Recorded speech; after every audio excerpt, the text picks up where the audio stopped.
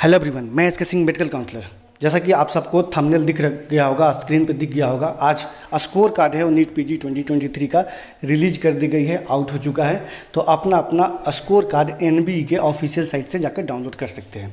तो आज मैं बात करने वाला हूँ बेसिकली स्कोर कार्ड के ऊपर, साथ में कट ऑफ रिवीजन के ऊपर एक बार फिर से मैं डिस्कशन करूँगा, और साथ में आपको कैसे सीटें मिल सकती है, किस तरीके से अप्रोच करना चाहिए, क्या मिसिंग होती है, क्या गलती की वजह से जो सीटें मिलनी चाहिए उससे स्टूडेंट वंचित रह जाते हैं गवर्नमेंट, प्राइवेट, डीम्ड या फिर डीएनबी या फिर एनबी डिप्लोमा के लिए। तो इन सारी चीज़ों को मैं इस बार आप लोगों को अपडेट करने वाला हूं इस वीडियो के माध्यम से। यदि आप चैनल पर नए हैं तो लाइक सब्सक्राइब करके रखें, और यदि आपको पेड सर्विसेज चाहिए, काउंसलिंग गाइडेंस चाहिए, या फिर आपको मैनेजमेंट कोटे, एनआरआई कोटे के बारे में प्रॉपर इन्फॉर्मेशन नहीं है, तो आप चाहे तो कांटेक्ट कर सकते हैं। स्क्रीन या फिर वीडियो के डिस्क्रिप्शन में नंबर दिया हुआ है या गूगल फॉर्म दिया हुआ है, उसे भी चाहे तो आप फिल कर सकते हैं। हमारी टीम आपको कांटेक्ट कर लेगी। साथ में आप अगर हमारे टीम से मीट करना चाहते हैं, हमारे एक्सपर्ट से मीट करना चाहते हैं, तो हमारा ऑफिस दिल्ली में है। दिल्ली चाहे तो आप विजिट कर सकते हैं। महाराष्ट्र के अंदर 2 सेंटर है, पहला आपको वासी में है, वासी चाहे तो वासी आप विजिट कर सकते हैं। पुणे के अंदर आप विजिट कर सकते हैं, पुणे में भी मेरा ऑफिस अवेलेबल है। इसके अलावा राजस्थान जयपुर में और कर्नाटका बेंगलोर में हमारा ऑफिस अवेलेबल है। तो चलिए हम स्टार्ट करते हैं। सबसे पहले मैं आपको बताता हूँ स्कोर कार्ड को। स्कोर कार्ड एनबीई के साइट से आपको डाउनलोड करना है, और यहाँ पे कुछ चीज़ें देखनी है। आपका एप्लीकेशन नंबर, जो आपका रिजल्ट है उसके अकॉर्डिंग आपका application number, roll number check करना है, कोई इसमें मिसिंग तो नहीं है। साथ में आपका कैंडिडेट नेम में कोई मिसिंग तो नहीं है, या फिर जो फादर नेम है इसमें कोई मिसिंग तो नहीं है, मदर नेम में कुछ मिसिंग तो नहीं है, डेट ऑफ बर्थ में कोई प्रॉब्लम तो नहीं है, कैटेगरी आपको जरूर चेक करना है। साथ में आपको नेशनलिटी चेक करना है। बहुत सारे लोगों को इंडियन की जगह पे एनआरआई पहले से फिल हो जाती है और बाद में काफ़ी प्रॉब्लम होती है। वैसे अगर बात किया जाए कैटेगरी चेंज करने का ऑप्शन आती है, लेकिन उन स्टूडेंट के लिए जो अनरिजर्व के जगह पे रिजर्व कैटेगरी लगा दी है, जैसे ओबीसी, एससी, एसटी, ईडब्ल्यूएस अगर आप लगा चुके हैं तो आपको ऑप्शन आएंगे जनरल के लिए, जनरल में आप कन्वर्ट कर सकते हैं। साथ में आपको अपना स्कोर भी देखना है कि जो आपका फाइनल रिजल्ट आया था उसके अकॉर्डिंग आपका स्कोर मैच कर रहा है या नहीं आ रहा है। यदि नेम मिसिंग है, नेम में कोई प्रॉब्लम आ रहा है, father name, candidate name, mother name, date of birth में, तो इसे आप अफिडेविट करा सकते हैं नोटरी से, ये आपको मान्य होगा। ये रहा आपका स्कोर कार्ड का। जिन्हें स्कोर कार्ड अभी तक डाउनलोड नहीं किए हैं, आप एनबीई के साइट से डाउनलोड करें, और इसका 4-5 कॉपी आप अपना तैयार करके रखें, प्रिंट आउट करा लें, साथ में गूगल ड्राइव में से सेव कर लें, क्योंकि एडमिशन के टाइम यदि आपके पास ये स्कोर कार्ड नहीं हुआ और सपोज आपको सीट मिल चुका है, तो आपका जो सीट है वो कैंसिल हो सकती है। अब बात करते हैं कट ऑफ रिवीजन के ऊपर। स्टूडेंट का बहुत सारे टारगेट में हैं जिनका स्कोर बहुत ही कम है, और हमेशा कॉल आता है, क्या सर मैं एलिजिबल हो जाऊंगा, क्या करना चाहिए हमें, क्या एनआरआई का डॉक्यूमेंटेशन अभी से अरेंज करना चाहिए, क्या हमें अपने अभी जो बजट है वो अरेंज करना चाहिए पार्टिकुलर ब्रांच के लिए। तो बिल्कुल मैं आपको बताता हूं कि बिल्कुल आप अपना अरेंज करके रखिए, एनआरआई के डॉक्यूमेंटेशन तैयार करके रखिए, साथ में मैनेजमेंट के लिए जो भी फ़ी है उसे आप कलेक्ट करके रखिए, तैयार करके रखिए, क्योंकि जो कट ऑफ रिवीजन है वो मैक्सिमम 15 परसेंटाइल तक आपको डाउन हो सकता है। इसका मेन जो रीज़न होती है वो मैं आपको बताता हूँ। पिछले 2, 4, 5 साल का आप रिकॉर्ड आप चेक कर सकते हैं। इसमें क्या होती है कि नंबर ऑफ़ स्टूडेंट जो फर्स्ट क्वालिफाइंग का स्कोर होती है, फर्स्ट एलिजिबिलिटी होती है, इसमें 1:2 के रेशियो होता है।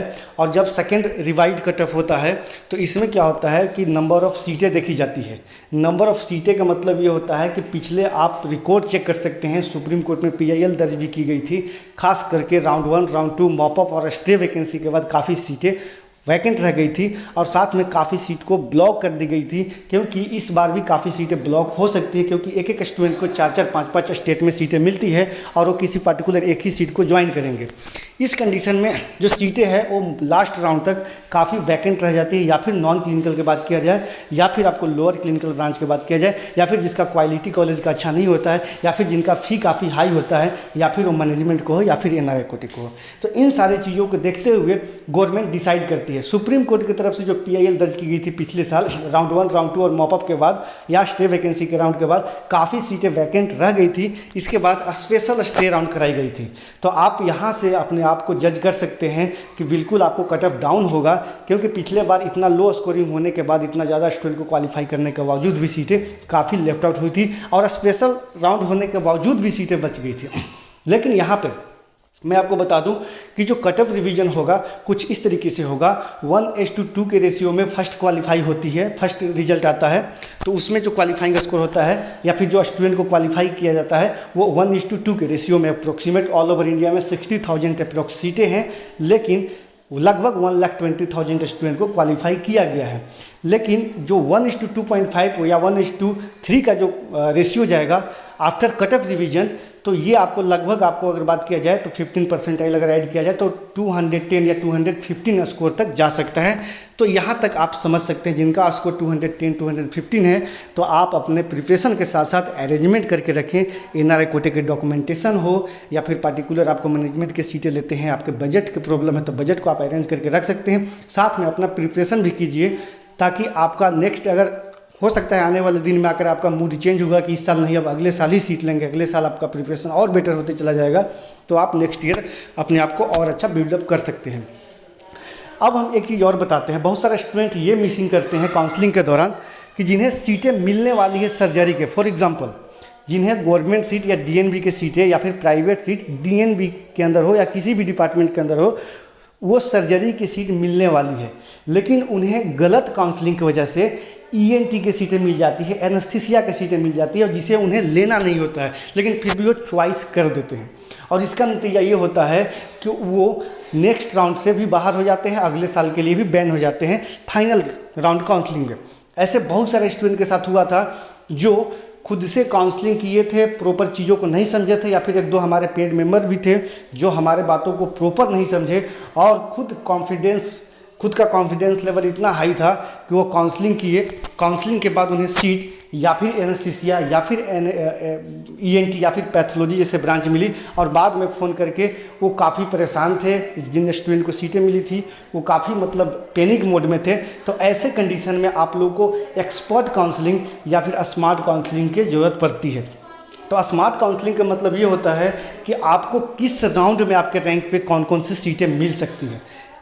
यदि आपको सीटें अवेलेबल हो सकती है तो आप बिल्कुल लास्ट राउंड तक जाएं। जो आपके रैंक है उस पर सर्जरी अगर लगता है कि लास्ट राउंड तक मिल सकती है तो बिल्कुल आप लास्ट राउंड तक जाएं। यदि आपको लगता है कि आपको सर्जरी के अलावा दूसरा ब्रांच नहीं चाहिए तो बिल्कुल आप ड्रॉप आउट ले सकते हैं, अदरवाइज आपको प्रॉब्लम क्रिएट हो सकती है। स्मार्ट काउंसलिंग एक्सपर्ट काउंसलिंग का फ़ायदा ये होता है कि इससे आपको बेटर कॉलेज भी मिलेगा और इजीली आपको कॉलेज भी मिलेगा।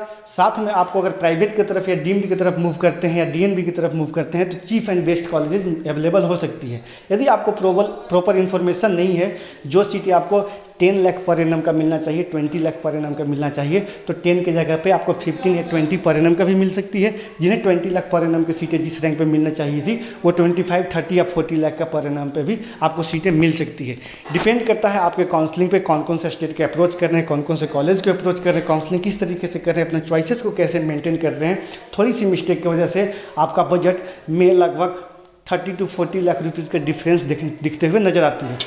तो इस कंडीशन में आप अभी से ही अपना माइंडसेट करके रखिए कि आपको ब्रांच पार्टिकुलर क्या चाहिए, आपको कौन से राउंड तक जाना चाहिए, आपको कौन कौन से स्टेट को कवर अप करना चाहिए, कौन कौन से स्टेट के लिए काउंसलिंग करना चाहिए। वैसे तो काउंसलिंग आपको जून या जुलाई तक आपको स्टार्ट ही हो जाएगा। साथ में सीटें भी इंक्रीज हो रही है, हर साल सीटें इंक्रीज होती है, लगभग 4 to 5,000 सीटें इस साल भी इंक्रीज होगी।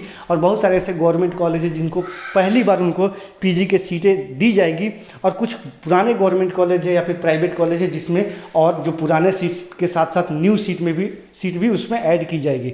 साथ में एनबी डिप्लोमा का भी कुछ सीट बढ़ाई जाएगी, डीएनबी की भी सीट कुछ बढ़ाई जाएगी। तो इस कंडीशन में आपको अपॉर्चुनिटी अच्छी है, काउंसलिंग स्मार्ट काउंसलिंग या फिर एक्सपर्ट काउंसलिंग की ज़रूरत पड़ेगी। तो इसके लिए आप अपने आप को भी एक्सपर्ट कर सकते हैं, बिल्डअप कर सकते हैं, स्मार्ट काउंसलिंग कर सकते हैं। इसके लिए आपके पास प्रॉपर इन्फॉर्मेशन, प्रॉपर नॉलेज होना चाहिए। इसके लिए आपके पास 4 मंथ का समय है। आप अगर जॉब कर रहे हैं, ड्यूटी पे जा रहे हैं, सर्विस दे रहे हैं कहीं पे, तो आप कुछ समय निकाल के आप चीज़ों को वर्कआउट कीजिए कि आपके रैंक पे कौन कौन से स्टेट में चांसेस है, आपका बजट क्या है। यदि आपका लगता है कि 40,000 रैंक है और 40,000 में आपका जो बजट है उस बजट में आपको सीटें अवेलेबल नहीं हो रही है, 2 to 3 लाख रुपीज़ कम पड़ रहा है, तो आप इस बजट को अरेंज कीजिए। अदरवाइज पता चला कि लास्ट मोमेंट में आपको जो 2-3 लाख रुपीज़ का डिफरेंस जा रहा था, 2-3 लाख रुपीज़ आपको एक्स्ट्रा चार्जेस लग रहे थे, उसके जगह पे आपको 5 लाख, 7 लाख या 10 लाख रुपीज़ भी पर एनम का एक्स्ट्रा पे करने पड़ सकते हैं। क्योंकि फर्स्ट राउंड सेकेंड राउंड के बाद जितने भी लो बजट का कॉलेजेज होती है या फिर जितने भी गवर्नमेंट कॉलेज होते हैं, टॉप क्वालिटी के कॉलेजेज होते हैं, टॉप क्लिनिकल ब्रांच होते हैं, वो लगभग राउंड 1 राउंड 2 तक मैक्सिमम 70 to 80% सीटें फुलफिल हो जाती है। बाकी जो रिमेनिंग जो 20% सीटें बचती है, 30% सीटें बचती है, या फिर उसका फ़ी काफ़ी हाई होता है, या फिर वो प्राइवेट का हो या डीम्ड का हो, या फिर डीएनबी या गवर्नमेंट में जो सीटें बचती है उसमें, या फिर कॉलेज जो होती है वो नॉर्थ ईस्ट में होती है, J&K में होती है, या फिर जिसका काफ़ी इंटीरियर होती है, या फिर उसका क्वालिटी अच्छा नहीं होता है, तो इस कंडीशन में आपको वही सीट से संतुष्ट करने पड़ सकते हैं। तो बाकी अगर आपको चाहता है कि एक्सपर्ट काउंसलिंग, स्मार्ट काउंसलिंग कैसे करें, तो आप हमारा पेड सर्विस ले सकते हैं। सब्सक्रिप्शन अब हमारे पास बहुत ही कम बचा है, जितना जल्दी हो सके आप अवेल कर सकते हैं। इसके बाद हो सकता है हम कुछ ही दिन में आपको एक क्लोज करने वाले हैं। यदि ज़्यादा स्टूडेंट डॉक्टर्स का रिक्वेस्ट आया तो एक नया ग्रुप फिर से क्रिएट करेंगे और फिर से सब्सक्रिप्शन स्टार्ट कर सकते हैं। बाकी आप चाहें तो वीडियो के डिस्क्रिप्शन में वेबसाइट का लिंक दिया है, वहाँ से आप कॉलेज प्रेडिक्टर दिया हुआ है, फी डिटेलेशन दिया हुआ है, कट ऑफ दिया हुआ है, क्लोजिंग रैंक दिया हुआ है, वहाँ से आप चाहे तो ट्रेस कर सकते हैं चीज़ों को। फिलहाल के वीडियो में इतना दोस्तों, थैंक्स फॉर वॉचिंग।